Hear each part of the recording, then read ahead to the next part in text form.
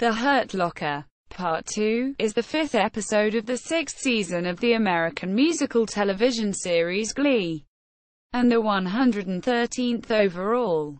The episode was written by series co-creator Ian Brennan, directed by Barbara Brown, and first aired on January 30, 2015 on Fox in the United States. It is the second part of a two-part episode which began on January 23, 2015 with the episode The Hurt Locker, Part 1. The episode takes place as Principal Sue Sylvester continues an event between New Directions and rival show choir groups Vocal Adrenaline and the Warblers. Sue continues to attempt to reconcile Kurt Hummel and Blaine Anderson and hypnotizes Sam Evans to continue his false relationship with Rachel Berry. Meanwhile, Rachel desperately searches for new members for New Directions in an attempt to win the event. Plot: as Vocal Adrenaline completes the last song, Principal Sue Sylvester, Jane Lynch, announces that she is the sole judge for this invitational, and that she is extending it over 3 days in order to give Kurt Hummel, Chris Colfer, and Rachel Berry, Lea Michele, more time to find additional members. As New Directions does not have the required 12 members for official show choir competitions, Rachel is upset with Will Schuester, Matthew Morrison, because he broke their agreement to have Vocal Adrenaline perform poorly. Kurt suggests that Rachel attempt to recruit former New Directions member Kitty Wilde, Becky Tobin, even though she has openly declined rejoining the group. Kurt continues to date Walter Harry Hamlin, while Sue interrupts them as a waitress attempting to break them up.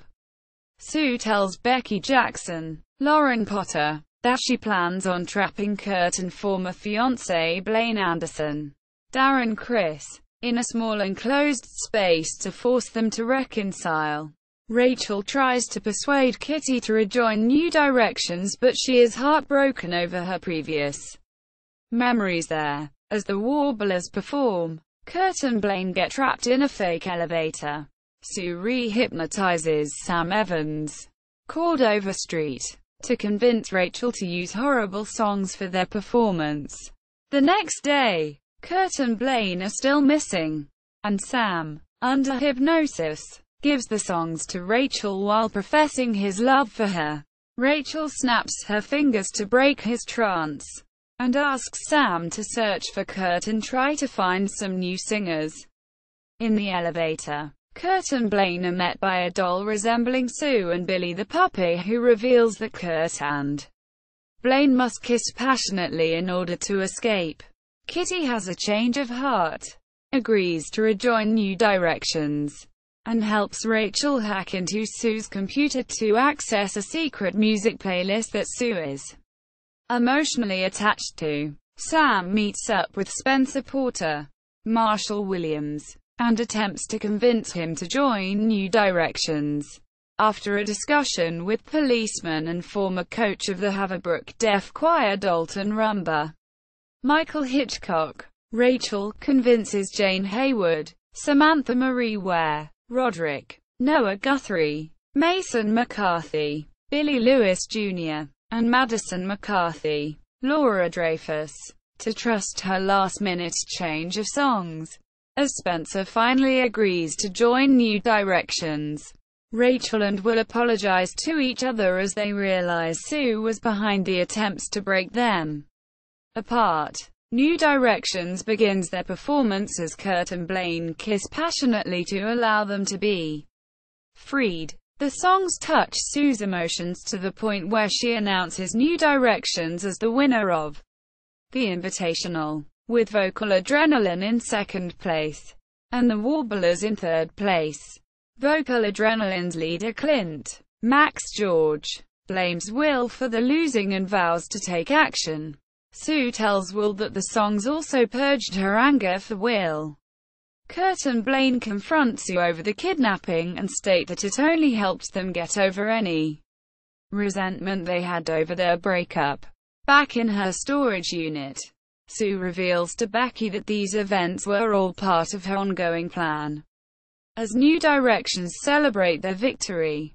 Production. Returning recurring characters that appear in the episode include Michael Hitchcock as Dalton Rumba, Becca Tobin as Kitty Wilde, Max George as Clint, Harry Hamlin as Walter, Lauren Potter as Becky Jackson, Marshall Williams as Spencer Porter, Samantha Marie Ware as Jane Hayward, Noah Guthrie as Roderick, Billy Lewis Jr. as Mason McCarthy, and Laura Dreyfus as Madison McCarthy.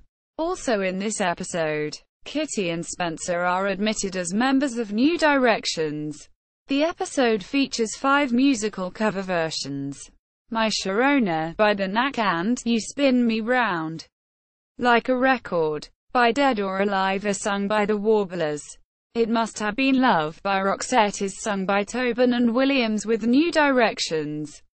Father Figure by George Michael is sung by Guthrie with New Directions. All Out of Love by Air Supply is sung by Lewis Jr. and Dreyfus with New Directions.